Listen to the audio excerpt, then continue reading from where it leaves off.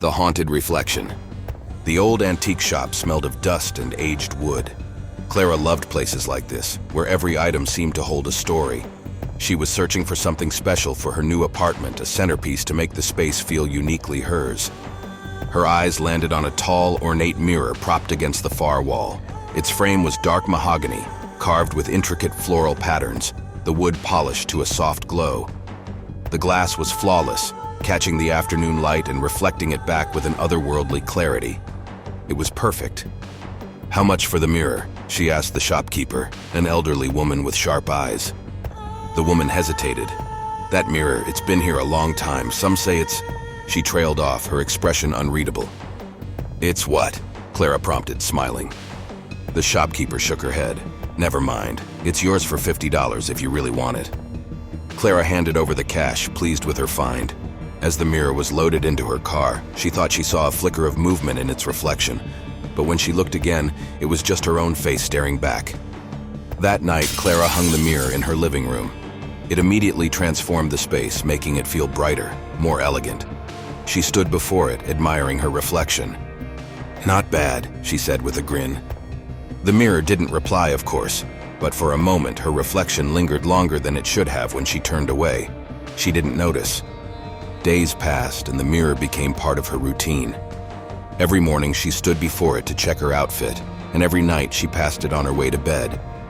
At first everything was normal. Then small things began to change. She would catch glimpses of movement in its depths, shadows that shouldn't be there. Once, while brushing her hair, she thought she saw her reflection smile before she did.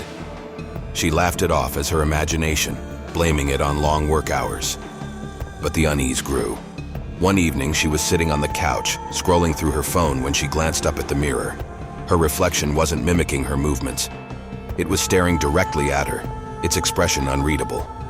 Clara froze. Her phone slipped from her hands and hit the floor. The sound jolted her and she looked again. Her reflection was normal, moving as it should. "Get a grip," she whispered to herself. That night, Clara dreamed of the mirror. In her dream, she stood before it, but her reflection wasn't her. It was a shadowy figure, its face obscured but its eyes bright and piercing. The figure raised a hand and pressed it against the glass. "Let me out," it whispered, its voice raspy and cold. Clara woke with a start, her heart pounding. The apartment was silent except for the hum of the refrigerator. She laughed shakily, brushing off the dream, but her unease lingered.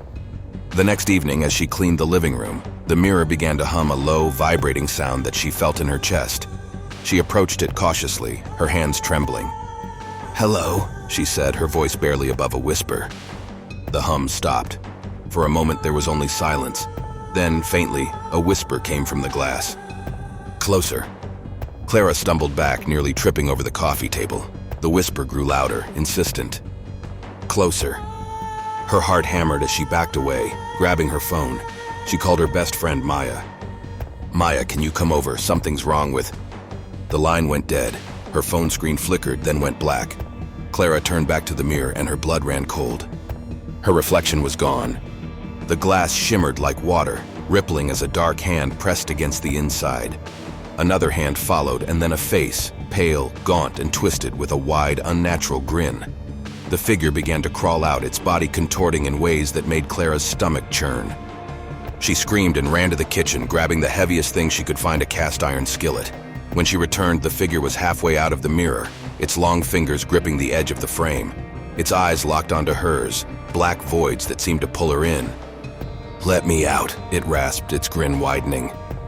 Clara swung the skillet with all her strength, shattering the glass into 1,000 pieces. The figure let out an ear-piercing scream and disappeared, leaving behind only the broken shards. Breathing heavily, Clara dropped the skillet and collapsed onto the floor. The silence was deafening. The next morning, she swept up the shattered glass and took the mirror's remains to the dump. She spent the day cleaning and trying to shake off the lingering fear.